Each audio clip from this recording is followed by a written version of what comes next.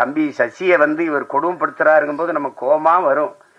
அவ வந்து நிற்கும் போது அவன் நான் கேரளா மலையாளின்னு சொன்னது இல்லை, நான் இலங்கையிலேருந்து வந்திருக்கேன், ஈழத்தமிழன்னு சாவியை தூக்கிவிட்டு வண்டிடு சேவ் பண்ண போகணும் அப்படின்னு வரல. அது வந்து இங்கிலீஷ் நடிகை. என்ன இங்கிலீஷ் நடிகை? எங்க அண்ணன் கருப்பா போயிட்டானே ஒழிய அவன் இங்கிலீஷ் நடிகனுக்கெல்லாம் பெரிய நடிகை, மிகப்பெரிய கலைஞன்.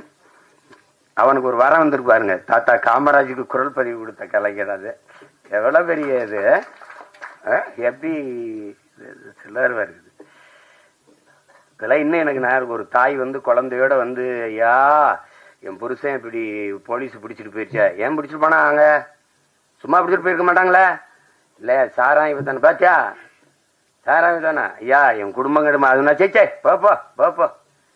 அதெல்லாம் கொலகார போய் கொலை பண்ணா அவனை மன்னிக்கலாம், ஒரு குடும்பம் தான் போகும். சாராயம் வச்சாதான் ஊரே நாசமாய் போயிடும், போப்போ உடனே மன்னிக்க முடியாது அப்படிம்பாரு.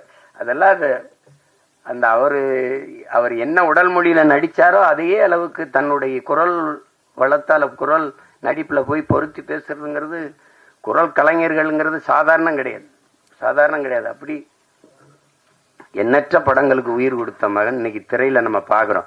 நானே எங்க ஐயா மேனும் பேசிக்கிட்டு இருந்தாலும் ஒரு 15-20 வருஷத்துக்கு முன்னாடி வந்திருக்க கூடாதா அப்படின்னு. அது அவ்வளவு பெரிய அற்புதமான ஒரு கலைஞன் எம்.எஸ். பாஸ்கரன் தான். அவர் இந்த படத்துல நடிச்சிருக்கிறார். அது என் தம்பியோட இயக்கத்துல. என்கிட்ட கேட்கிற, நீ ஏண்டா எனக்கு வாய்ப்பே கொடுக்கல, நான் படம் எடுக்கிற நிலைமையிலையான்னா இருக்கு அப்படின்ட்டு.